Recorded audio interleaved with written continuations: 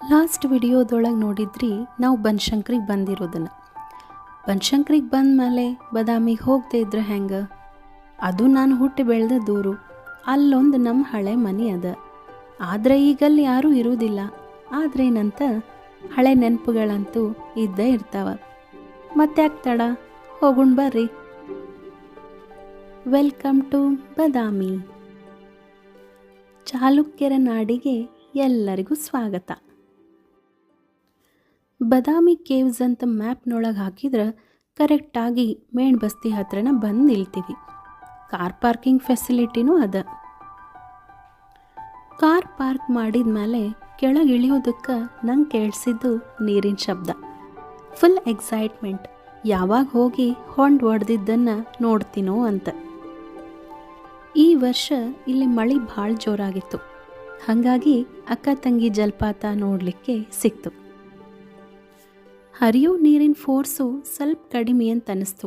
ಆದ್ರೆ ಅದ್ರ ಬ್ಯೂಟಿ ಮಾತ್ರ ಏನೂ ಕಡಿಮೆ ಆಗಿದ್ದಿಲ್ಲ. ಅಷ್ಟೇ ಖುಷಿಯಿಂದ ಎಲ್ಲರೂ ನೀರಿನೊಳಗೆ ಆಟ ಆಡಿದ್ವಿ. ಶಾಂಭವಿ ನೀರು ನೋಡಿದ ಕೂಳೆನ ಹೆದರ್ತಾಳೇನೋ ಅಂತ ಅಂದ್ಕೊಂಡಿದ್ದೆ. ಆದರೆ ನನ್ನ ಎಕ್ಸ್ಪೆಕ್ಟೇಷನ್ ಉಲ್ಟಾ ಆಗಿತ್ತು. ನೀರಿನೊಳಗೆ ಭಾಳ ಚಂದ ಆಟ ಆಡಿದ್ಲು. ನಾವೆಲ್ಲರೂ ಸಣ್ಣವ್ರ ಥರ ಆಗಿ ಶಾಂಭವಿ ಜೊತೆ ಎಂಜಾಯ್ ಮಾಡಿದ್ವಿ. ಆಮೇಲೆ ಭೂತನಾಥನ ಗುಡಿ ಹತ್ರ ಹೋಗೋಣ ಅಂತ ಅಂದ್ಕೊಂಡ್ವಿ. ಯಾಕಂದ್ರೆ ಇನ್ನೂ ಹತ್ತಿರದಾಗ ಜಲಪಾತನ ನೋಡ್ಬೋದು. ನಾನು ನನ್ನ ಬಾಲ್ಯದ ದಿನಗಳನ್ನು ಕಳೆದಿದ್ದಿಲ್ಲೇ. ಹಾಗಾಗಿ ಸಾಕಷ್ಟು ಹಳೆಯ ನೆನಪುಗಳು. ಒಂದೊಂದನ್ನು ಹೇಳ್ಕೋತ ಹೋದೆ. ನಮ್ಮ ಮನೆಯವರು ಅಷ್ಟೇ ಇಂಟ್ರೆಸ್ಟಿಂದ ಕೇಳಲಿಕ್ಕತ್ತಿದ್ರು. ಹಾಗಾಗಿ ಭೂತನಾಥನ ಗುಡಿ ಬಂದದ್ದೇ ಗೊತ್ತಾಗಲಿಲ್ಲ. ನಮ್ಮ ನೆನಪಿನ ದಾರಿ ಮಧ್ಯ ನಮಗೆ ಸಿಕ್ಕಿದ್ದು ದತ್ತಾತ್ರೇಯ ಗುಡಿ, ನಮ್ಮ ಹಳೆ ಮನೆ, ಪ್ರಸನ್ನ ವೆಂಕಟದಾಸರ ಕಟ್ಟಿ, ಹಂಗೆ ಮ್ಯೂಸಿಯಂ ಎಲ್ಲಾನು ನೋಡ್ಕೋತ ಅದ್ರ ಬಗ್ಗೆ ತಿಳ್ಕೋತ ಹೆಜ್ಜೆ ಹಾಕಿದ್ವಿ. ಹೊಂಡದ ದಂಡಿ ಮೇಲಿರೋ ದುರ್ಗಾದೇವಿ ಗುಡಿ ಜಿಟಿ ಜಿಟಿ ಮಳೆ ಒಳಗೆ ಇನ್ನೂ ಚಂದ ಕಾಣಿಸ್ಲಿಕ್ಕತ್ತಿತ್ತು. ಭೂತನಾಥನ ಗುಡಿ ಮುಂದೆ ನಿಂತು ಬೆಟ್ಟದ ಮಧ್ಯ ಹರಿದು ಬರೋ ಅಕ್ಕ ತಂಗಿ ಜಲಪಾತನ ನೋಡೋದೇ ಒಂದು ಚಂದ.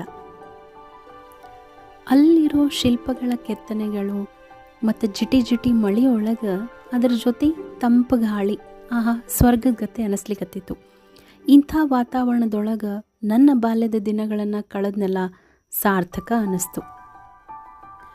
ಭೂತನಾಥನ ಗುಡಿ ಸುಮಾರು 7ನೇ ಶತಮಾನದೊಳಗೆ ಬಾದಾಮಿ ಚಾಲುಕ್ಯರು ನಿರ್ಮಾಣ ಮಾಡಿದ್ರು. ಅಗಸ್ತ್ಯ ತೀರ್ಥದ ಪೂರ್ವ ಭಾಗದ ದಂಡಿ ಮೇಲೆ ಈ ಗುಡಿ ಅದ. ಭೂತನಾಥ ಅಂದ್ರೆ ಆತ್ಮಗಳ ಅಧಿಪತಿಯಾದ ಶಿವನಿಗಾಗಿ ಕಟ್ಟಿದಂಥ ಗುಡಿ ಇದು. ಇಲ್ಲಿ 2 ಮುಖ್ಯ ಶಿವನ ದೇವಾಲಯಗಳು ಇರೋದು. ಒಂದು ಮಲ್ಲಿಕಾರ್ಜುನ, ಇನ್ನೊಂದು ಭೂತನಾಥ. ಭೂತನಾಥ ಅಂದ್ರೆ ಭೂತಗಳ ಒಡೆಯ. ಪೂರ್ತಿ ಗುಡಿನ ದ್ರಾವಿಡ ಶೈಲಿ ಒಳಗೆ ನಿರ್ಮಾಣ ಮಾಡ್ಯಾರ. ಕೆಂಪು ಕಲ್ಲಿನಿಂದ ಈ ದೇವಾಲಯಗಳನ್ನು ಕೆತ್ತಿದ್ದು ಭಾಳ ಚಂದ ಕಾಣಿಸ್ತದ. ಈ ಗುಡಿ ವಿಶೇಷ ಏನಂದ್ರೆ ಮಳೆ ಬಂದಾಗ ಗುಡಿಯ ತುದಿವರೆಗೂ ನೀರು ಬರ್ತಾವ.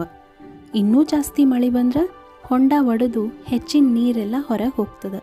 ಆದ್ರೆ ಗುಡಿ ಮಾತ್ರ ನೀರೊಳಗೆ ಮುಳುಗೋದಿಲ್ಲ. ನಮ್ಮ ಪ್ರಾಚೀನರು ಯಾವುದೇ ಯೂನಿವರ್ಸಿಟಿಯಿಂದ ಡಿಗ್ರಿ ಪಡೀದೇ ಇದ್ರೂ ಅವರ ಜ್ಞಾನ ಮಾತ್ರ ಅಪಾರವಾಗಿತ್ತು.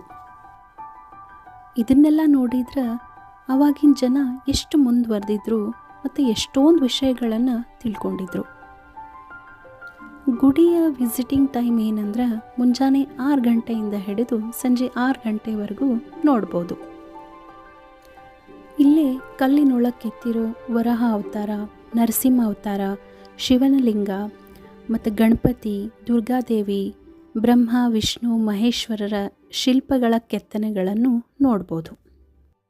ಇದರ ಜೊತೆ ಸಾಕಷ್ಟು ಶಿವನ ಗಣಗಳನ್ನು ಇಲ್ಲಿ ಕೆತ್ತನೆ ಮಾಡ್ಯಾರ. ಎಷ್ಟು ನೋಡಿದ್ರೂ ಇನ್ನೂ ನೋಡ್ಬೇಕಂತನ ಅನ್ನಿಸ್ಲಿಕ್ಕತ್ತಿತ್ತು. ಭೂತನಾಥನ ಗುಡಿಗೆ ಬರ್ಬೇಕಂದ್ರೆ ನಿಮಗೆ ಮೇಣಬಸ್ತಿಯಿಂದ ಆಟೋಗಳು ಸಿಗ್ತಾವ, ಇಲ್ಲಾಂದ್ರೆ ನಡ್ಕೋತನೂ ಬರ್ಬೋದು. ನಿಮಗೆ ಈ ವಿಡಿಯೋ ಇಷ್ಟ ಆಗಿತ್ತಂದ್ರೆ ಲೈಕ್ ಮಾಡಿರಿ, ನಮ್ಮ ಚಾನಲ್ನ ಸಬ್ಸ್ಕ್ರೈಬ್ ಮಾಡಿರಿ. ಹಂಗೆ ಈ ವಿಡಿಯೋನ ನಿಮ್ಮ ಫ್ರೆಂಡ್ಸ್ ಆ್ಯಂಡ್ ಫ್ಯಾಮಿಲಿ ಮೆಂಬರ್ಸ್ ಜೊತೆ ಶೇರ್ ಮಾಡಿರಿ. Thank you.